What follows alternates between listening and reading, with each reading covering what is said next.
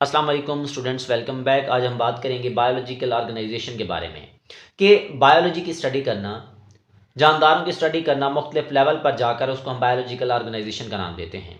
और लेवल जो हैं उनकी बात की जाए तो उन लेवल में सबसे पहले सब atomic particle, atom, micromolecule, macromolecule, organelle, cell, tissue, organ, organ system, उसके बाद organism, species, population, community, ecosystem और लास्ट में जाकर बायोस्फीयर। इन सब के नाम आपको तरतीब से आने चाहिए। सारे के सारे लेवल्स हैं। उसके बाद सब हर लेवल की तारीफ़ करते जाएंगे, एग्जांपल्स देते जाएंगे।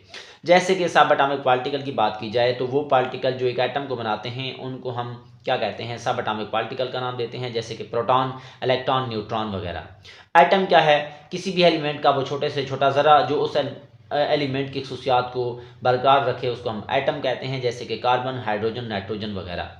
उसके बाद माइक्रो और मैक्रो मालिक्यूल्स की बात की जाए तो एटम्स जो होते हैं उनका कम्बिनेशन जो है कि किस चीज़ को बनाता है, मालिक्यूल को बनाता है, जैसे कि वाटर, ग्लूकोज, डीएनए वगैरह। ये किस चीज़ के एग्जांपल हैं? मालिक्यूल्स की। ऑर्गेनेली की बात की जाए तो सेल के अंदर पाई जाने वाली वो साख्तें जो मखसूस काम सर अंजाम देती हैं उसको हम ऑर्गेनेली कहते हैं, जैसे कि न्यूक्लियस, क्लोरोप्लास्ट, माइटोकॉन्ड्रिया वगैरह इसके एग्जांपल्स हैं। सेल की बात करें तो यूनिट ऑफ लाइफ, ज़िंदगी की बुनियादी इकाई को हम सेल कहते हैं, जैसे कि नर्व सेल।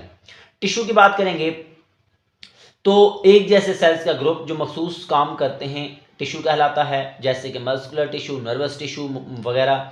उसके बाद ऑर्गन की बात करें तो स्ट्रक्चर वो साख्त जो कि बहुत सारे टिश्यू से मिलकर बने और मखसूस काम करे उसको हम क्या कहते हैं, ऑर्गन का नाम देते हैं, जैसे कि स्टमक और ब्रेन वगैरह। ऑर्गन सिस्टम की बात करेंगे, दो या दो से ज़्यादा ऑर्गन जो होते हैं वो आपस में मिलेंगे और बॉडी के फंक्शंस को परफॉर्म करेंगे, उसको हम ऑर्गन सिस्टम का नाम देते हैं, जैसे कि नर्वस सिस्टम, सर्कुलेटरी सिस्टम, उसके बाद डाइजेस्टिव सिस्टम। सारे के सारे सिस्टम जो हैं वो ऑर्गन सिस्टम की मिसालें हैं। उसके बाद जो है इंडिविजुअल लेवल या मल्टीसेलुलर ऑर्गेनिजम्स की बात की जाए तो मल्टीसेलुलर ऑर्गेनिज्म जो है वो जानदार है जो एक जैसे जो बहुत सारे सेल्स पर मुश्तमिल होता है, उसको हम कहते हैं मल्टीसेलुलर ऑर्गेनिज्म, जैसे कि एंटीलोप, बारहसिंगा या इंसान वगैरह। इसके अलावा अगर हम बात करें कि हमारे पास नेक्स्ट लेवल जो है वो है स्पीशीज़। अब ये जो स्पीशीज़ हैं ये क्या होती हैं? वेरी सिमिलर, बहुत ही सिमिलर, एक जैसे और आपस में जिनसी तौलीद करने वाले और बच्चे पैदा करने वाले जानदार स्पीशीज़ कहलाते हैं, जैसे कि एंटीलोप का रेवड़, जैसे कि बारहसिंगे का रेवड़ जो अपने जैसे बच्चे पैदा कर सकते हैं। इंसान भी स्पीशीज़ में आ सकते हैं। इसी तरह पॉपुलेशन की बात की जाए तो मेंबर्स ऑफ वंस, एक ही स्पीशीज़ के जानदारों का ग्रुप जो एक ही एरिया में रहते हों उसको हम पॉपुलेशन कहते हैं, जैसे कि हर्ड्स ऑफ एंटीलोप, क्योंकि एक ही जगह पर अगर बारहसिंगों का जोहड़ मौजूद होगा, रेवड़ मौजूद होगा, उसको हम क्या बोलेंगे, पॉपुलेशन। या जैसे कि एक सिटी है, सिटी के अंदर इंसानों की जो तादाद होती है वो भी पॉपुलेशन के एग्जांपल है। या बायोलॉजी क्लास के अंदर जितने भी स्टूडेंट बैठे हुए हैं, इंसान ही बैठे हुए हैं, वो सारे के सारे क्या होते हैं, पॉपुलेशन की एग्जांपल हैं। कम्युनिटी की बात करेंगे तो दो या दो से ज़्यादा पॉपुलेशंस मुख्तलिफ स्पीशीज़ की जो एक एरिया पर रहती हूँ, आपस में लेन देन करती हूँ, उसको हम कम्युनिटी कहते हैं, जैसे कि स्नेक, एंटीलोप, हॉक, परिंदे वगैरह, और झाड़ियाँ वगैरह, घासेस वगैरह जो हैं ये सारे के सारे कम्युनिटी के एग्जांपल में आते हैं।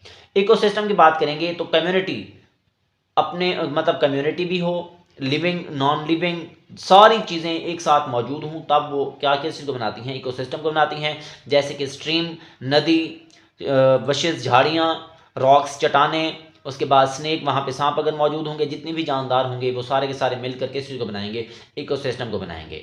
बायोस्फीयर की अगर बात की जाए, part of earth inhabited by living organism, ज़मीन का वो हिस्सा जहाँ पर जानदार रहते हैं उसको हम बायोस्फीयर कहते हैं, जैसे कि land and sea where life is found, के वो जगह जहाँ पर जानदार रहते हैं, जैसे कि लैंड और समंदर वगैरह जो है, इन जगहों पर ज़िंदगी पॉसिबल है, तो इस जगह को भी हम क्या कहते हैं, बायोस्फीयर का नाम देते हैं। तो इनमें सबसे छोटा दर्जा जो था वो सबसे छोटा दर्जा कौन सा था, आप देख सकते हैं, सब एटॉमिक पार्टिकल लेवल का, और सबसे बड़ा दर्जा कौन सा है, बायोस्फीयर लेवल का। इस तरह भी आ सकता है कि बायोस्फीयर लेवल का सबसे बड़े दर्जे की तारीफ़ करें तब आप ये लिखेंगे। तो ये था आपके पास आसान और सिंपल सा टॉपिक जिसको हमने बायोलॉजिकल ऑर्गेनाइजेशन और लेवल ऑफ बायोलॉजिकल ऑर्गेनाइजेशन का नाम दिया है। आई होप आपको ये टॉपिक समझ आ गया होगा। तो दुआ में याद रखिएगा। अल्लाह हाफिज़।